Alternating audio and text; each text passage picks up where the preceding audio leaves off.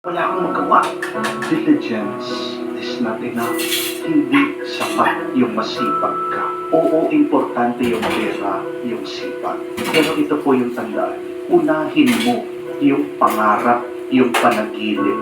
Prioritize to have a meaningful purpose in your life. Kasi pag meron kang makabuluhan, makahulugan na layunin, dahilan at panaginip sa iyong buhay.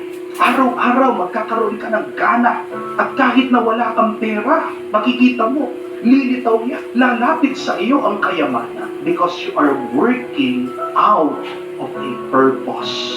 Sa ating ebanghelyo, sa talimhaga ng Panginoon, pinapaalala niya sa atin, hindi naman tayo nagkukulang ng blessing, pagpapala sa Diyos. Pinapaalala niya, tayong lahat binigyan ng liwanag, tayong lahat binigyan ng buhay. Pero anong ginagawa ng napakarami sa atin? Tinatago yung ilaw sa nilalagay sa ilalim daw ng kama.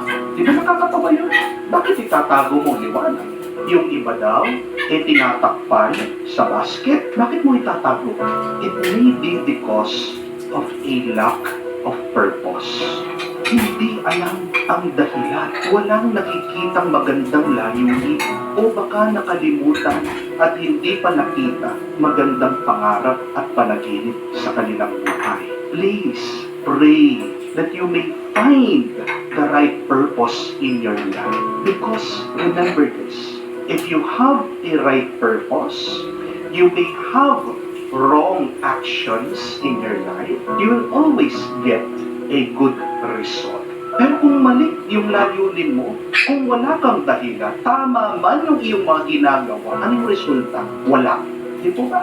Kaya nga, kahit na nasasaktan ka dyan sa ginagawa ng iyong asawa sa iyo,